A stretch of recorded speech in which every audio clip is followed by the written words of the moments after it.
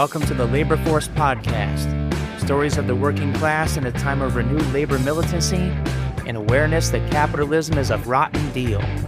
I'm your host, Mike Strugan, proud member of New York State United Teachers.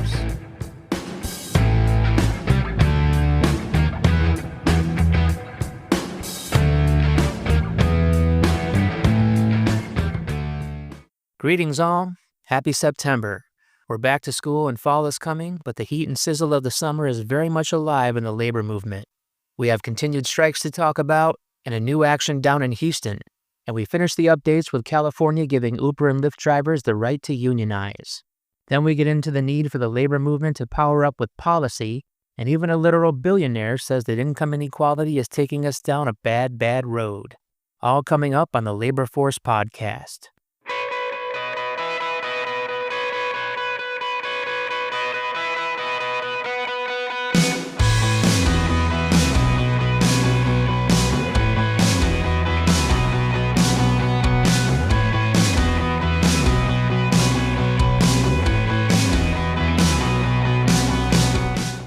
All right, it's been 2 months now, 66 days to be exact, since 400 members of Teamsters Local 25 went on strike against Republic Services. Just this week, they took a vote on a contract, overwhelmingly rejected it. More than 84% voted no. The issue, according to the union, and President Tom Murray actually said this is the strongest group he's seen in 3 decades as a Teamster. These folks aren't just striking for fun. They're fighting for what they call industry standard wages and benefits. What does that mean? Basically, they want the same deal the other Teamster trash haulers get with other big companies. They're saying, look, we're not asking for more than anyone else, just the standard. Republic's apparently not budging, and that's why this thing's dragged on. The fallout isn't just for the workers of the company, though. It's all across 14 towns: Beverly, Peabody, Swampscott, Salem, and on. Missed pickups, weeks without recycling. Some towns, like Swampscott and Peabody, are actually withholding payments to Republic, which is a pretty big move, right? And Mayor Mike Cahill up in Beverly, he's out here telling residents to hold their trash for an extra day, maybe 2. There's a court battle bubbling up in the background also. You get the sense no one's loving this. Municipalities are under the gun, families dealing with odors, rats. It's not pleasant. And even Governor Maura Healey, she's putting public pressure on Republic to settle, calling their attitude outrageous. You know, this kind of public back and forth doesn't happen unless something's really wrong at the bargaining table. Shifting from trash heaps to factory floors, let's talk about St. Louis. Boeing Defense has really leaned into the most aggressive play in the strike handbook. They flat out announced they're hiring permanent replacements for the 3,200 machinists who walked out in August after rejecting a contract. That's almost unheard of these days, right? Most companies at least play nice in public, say they want to negotiate. Boeing's VP basically told everyone, we're just going to hire new people. Now from the union side, IAM's international president, Brian Bryant, he slammed Boeing for doubling down on what he called mismanagement, refusing to negotiate with the same workforce that built these fighter jets for years. The backdrop here is important. Federal labor law actually allows permanent replacement of strikers in contract disputes. I always got to look that one up. It feels wrong every time, but it's technically legal. Boeing is not only bringing in temps to keep production going, they're holding a job fair. Yeah, literally, just to show how serious they are about replacing folks. Meanwhile, the St. Louis workers are watching what happened up north with a lot of frustration. In Washington State a little while back, same company, same union, but those workers walked away with a 38% wage hike and a $12,000 signing bonus. That's real fucking money. And then non-union Boeing workers down in South Carolina, the company just handed them the same $12,000 bonus. But St. Louis, only $5,000 was on the table. And when they rejected it, Boeing yanked that off the offer completely. It's easy to see why these machinists are upset. It's not just the money. It's about what your skills are worth and whether your company treats you like you matter. When you talk about hiring replacements for highly skilled factory jobs, it's not like flipping a switch. Some of these positions, especially the fighter jet stuff, require security clearances. That's a 6-month wait minimum, even if you find someone with the skills. I mean, the way things went in Washington State shows these strikes can get resolved if there's a real incentive. But in St. Louis right now, you've got the company betting they can just outlast the union, and the union betting they can't. It's a high-dollar, high-stakes game, and a lot of livelihoods on the line. And maybe some lessons for other skilled trades too, about what you might have to do when you're backed into a corner. And let's go to the picket lines outside GE Aerospace in Ohio and Kentucky. It's the UAW versus GE Aerospace in Evandale and Erlanger. The big battlegrounds: healthcare, job security, and time off. Joe Rhodes, a guy out there with over a decade at the plant, he's only got 3 sick days a year. 3. I mean, that really surprised me. These folks say they're not asking for much, just enough time off to deal with real life, and some security so jobs don't get farmed out or axed in the next corporate shuffle. The unions fired off unfair labor practice charges against GE, saying the company put out statements talking about a comprehensive offer that, according to the union, never really existed. The back and forth is heated.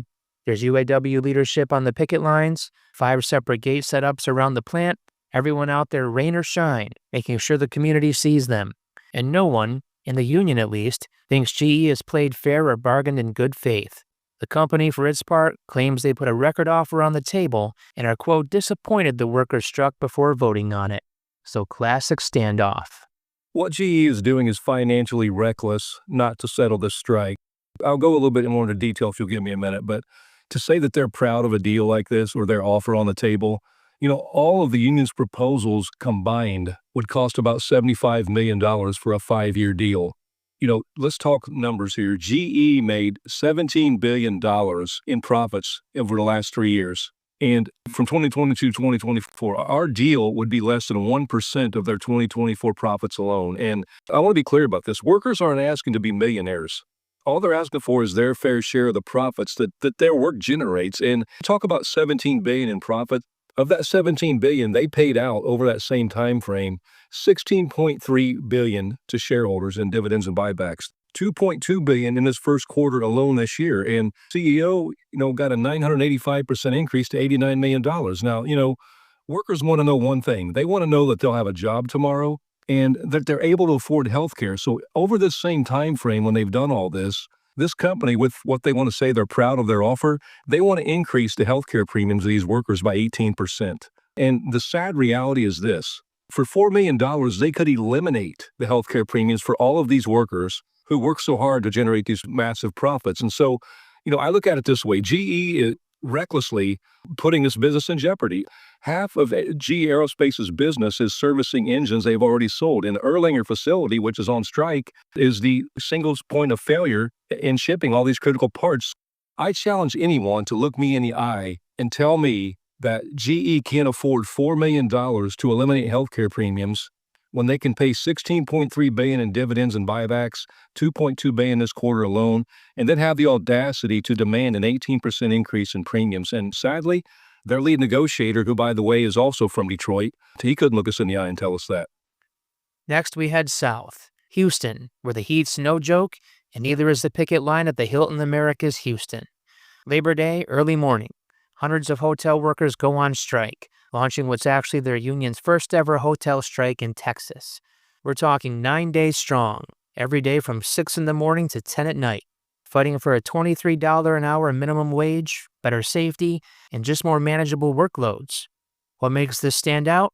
For starters, many workers are still earning as little as $16.50 an hour, more than double the Texas minimum wage, but way, way less than what you'd actually need to live in a city like Houston. Lachey Hampton, a laundry attendant with 22 years at the Hilton, was at the front. She's out there supporting her whole family after her husband's health took a turn, making her $16.50 an hour and picking paycheck to paycheck as her way of life. She talked about how, for her, $23 an hour feels like not just a win, but a breakthrough. And it's not just about pay. Lachey's working conditions, superheated laundry rooms, mountains of linen, are honestly brutal. She said it, quote, "We mean business." Then you've got Jovanka Gonzalo de Casco, a housekeeper of 19 years who told reporters in Spanish she's fighting for respect more than anything. It's a classic story. 2 jobs, medical bills. Her daughter had to leave college just so the family could keep the lights on. All this, and the major hotel chain is still pushing back on basic demands. The strike, though short, isn't just about one contract or one hotel. Union President Francesca Caraballo's calling it, and I'm quoting here, a big step forward, trying to change the standards in Houston, just like workers did in Boston and San Francisco. That's why all eyes are on these folks. Can they follow Boston's win for hotel unions? Can they really move the needle down south, where labor traditionally has had a harder go of it?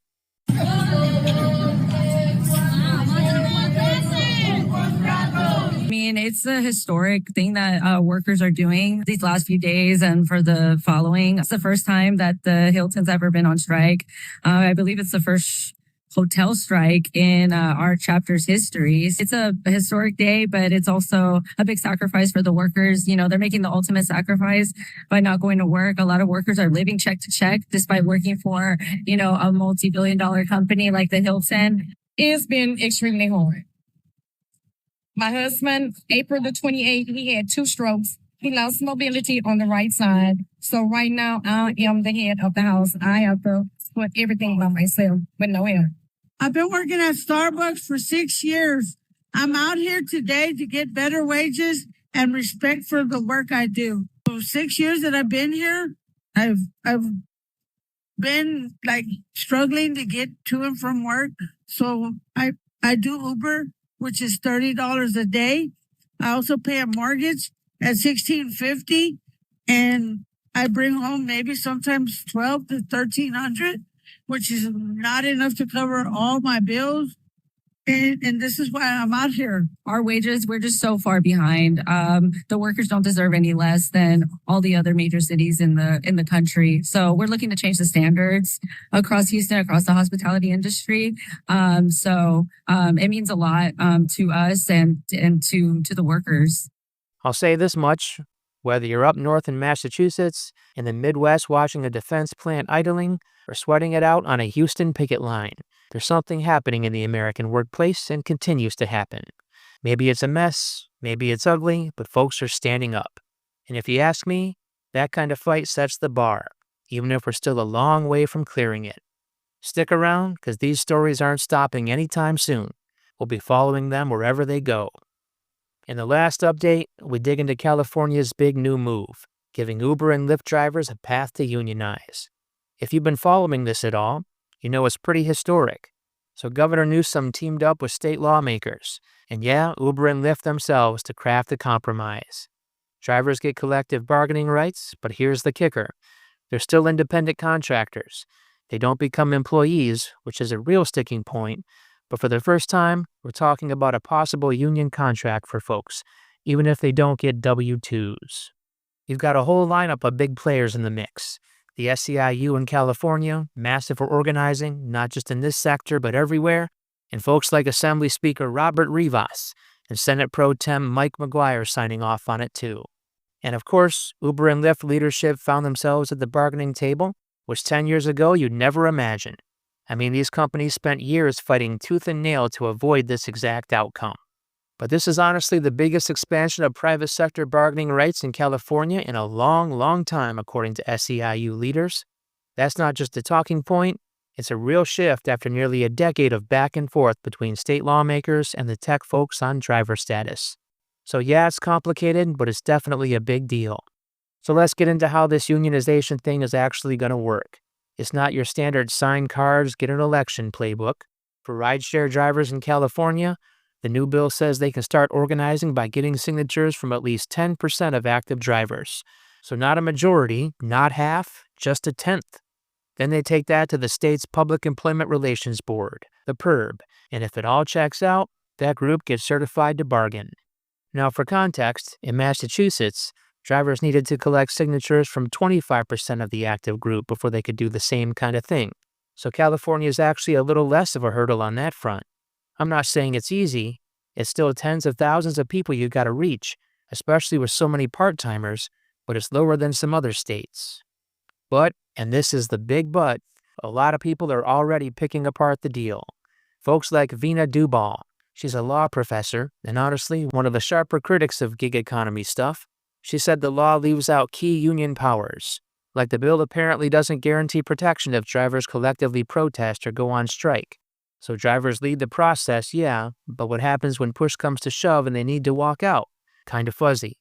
There's also the question of data transparency. If Uber and Lyft don't have to hand over info on pay structures, can drivers really bargain over the right things? Nicole Moore, who heads up Rideshare Drivers United, She's out there saying, look, this bill has some gaps. That group has been pushing hard for things like data and real strike rights, but at least for now, those aren't in the deal. And yeah, leaders said the politics get tricky quick. Open up strike protections, suddenly you're in the weeds of antitrust law. So there's some duct tape holding this together right now. Drivers have a path organizing for sure, but it isn't exactly the full union experience you'd get if you were a teacher or a UPS driver. Let's talk winners and losers. Or maybe better, who thinks they won something, who's frustrated, and who's just left with more questions. Support for this is sunny around the big labor side. SEIU is proud, and you see folks like Tia Ord talking about how this is the product of years and years of struggle. And Uber and Lyft? Yeah, well, their PR is all about lower costs for riders and driver voices, which doesn't exactly mean less power for the companies if you read between the lines. Independent driver coalitions like Rideshare Drivers United, they're out here with mixed feelings.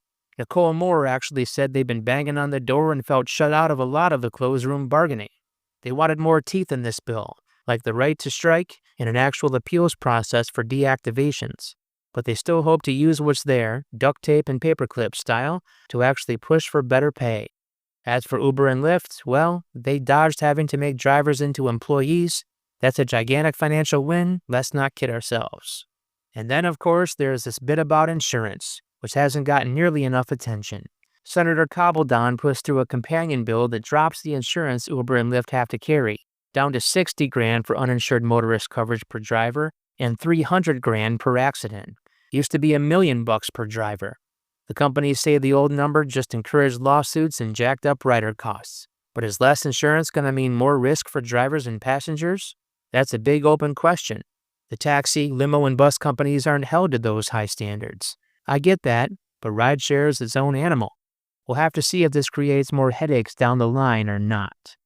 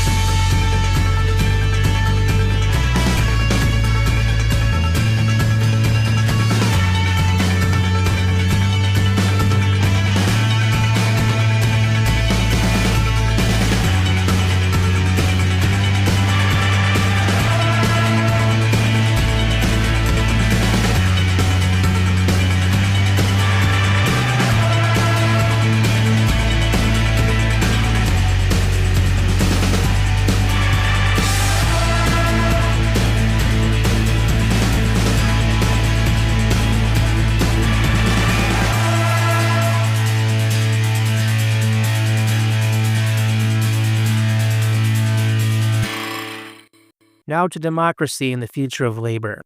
So let's start by talking about capitalism, right? specifically John Cassidy's book, Capitalism and Its Critics.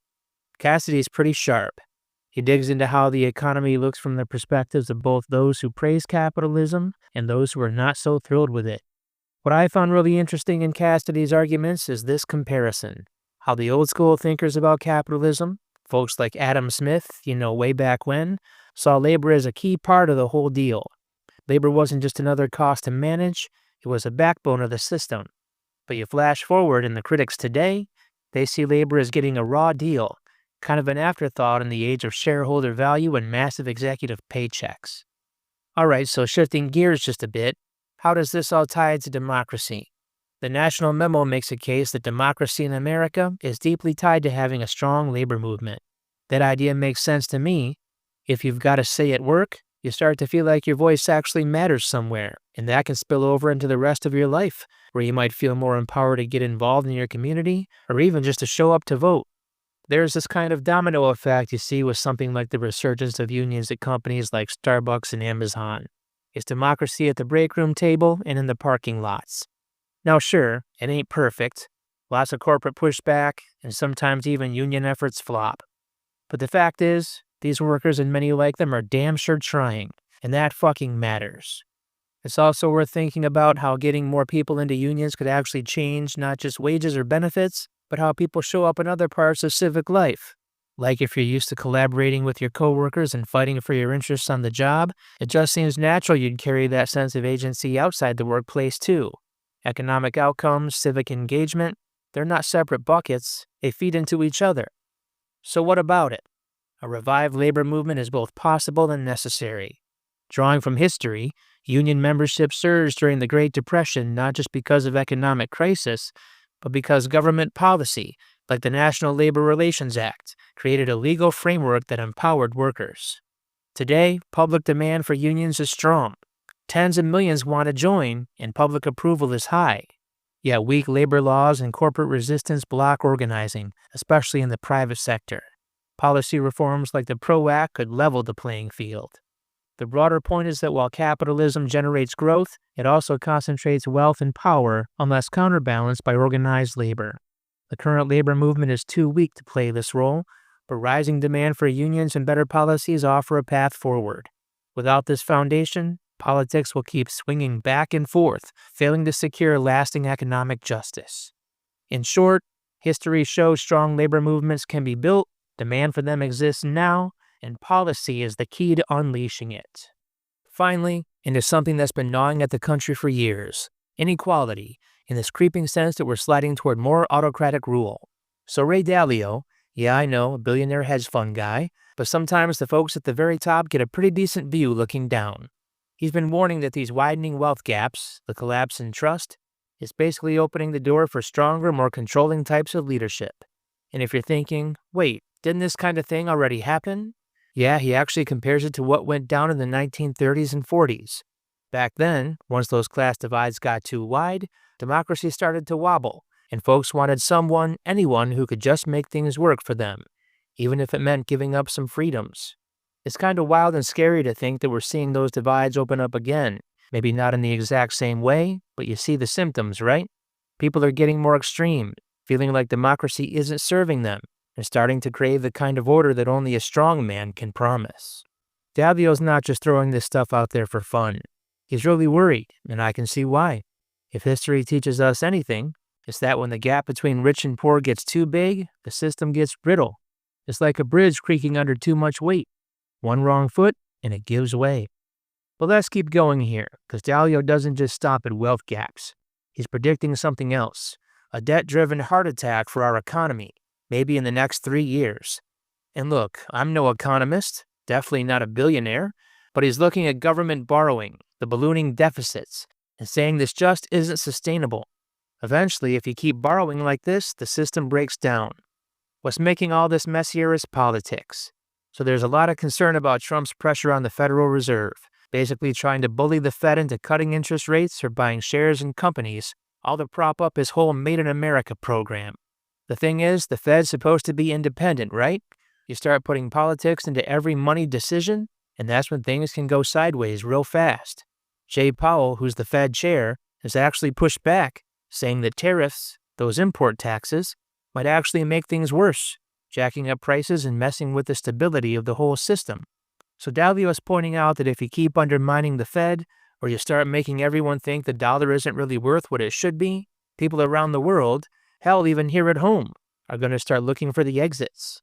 If investors stop having confidence in U.S. money, that hits at the very foundation. It sounds dramatic, but he's just laying out the cause and effect. You've got deficits piling up, political interference, and a system that could be pushed too far. So here's another piece. Dalio's calling out business leaders. They're pretty much scared stiff to criticize someone like Trump. I mean, we're talking about folks with billions on the line. If you even look sideways at the wrong person in power, the retaliation could hit your bottom line or your whole business. And you know, most people end up just keeping quiet. He says it's not at all different from what's happened before in other countries when things were starting to unravel. It makes me wonder if billionaire CEOs who've got all that money, all those connections, feel too scared to speak up, how's the average worker supposed to feel? If you might get laid off, or see your job shipped overseas, or your union busted, that fear, it's got to be even bigger, right? There's this invisible pressure to just keep your head down, not make waves, hope the turbulence passes. We've seen what happens when people's voices get silenced, whether it's in boardrooms or break rooms. It always starts with a small group being afraid, and then suddenly, most just aren't saying anything at all. And that, I think, is what makes these warnings from Dalio feel so urgent. It's not just about billionaires or fancy boardrooms. It's about the working class, about all of us feeling squeezed and wondering if it's even safe to speak up. So it's inequality, debt, and fear, and that sense that maybe history is not just behind us, but staring us right in the face.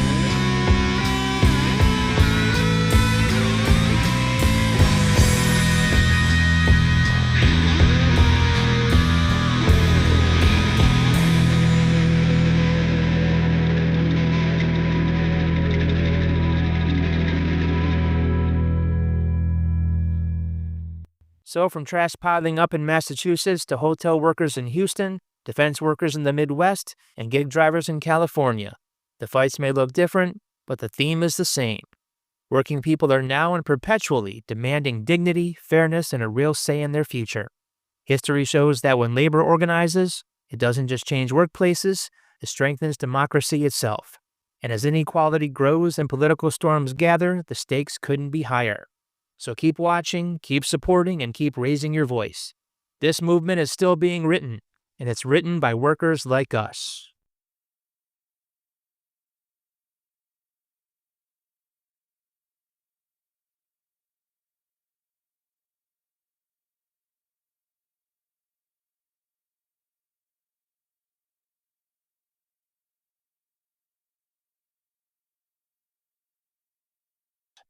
Well, that does it for this episode. If you like what you hear, give a rate or review on your favorite podcast app to help me grow. I'm proud to be part of the Labor Radio Podcast Network, with over 200 labor shows you can check out at laborradionetwork.org. This has been the Labor Force Podcast. I'm Mike Strukin. Solidarity, always.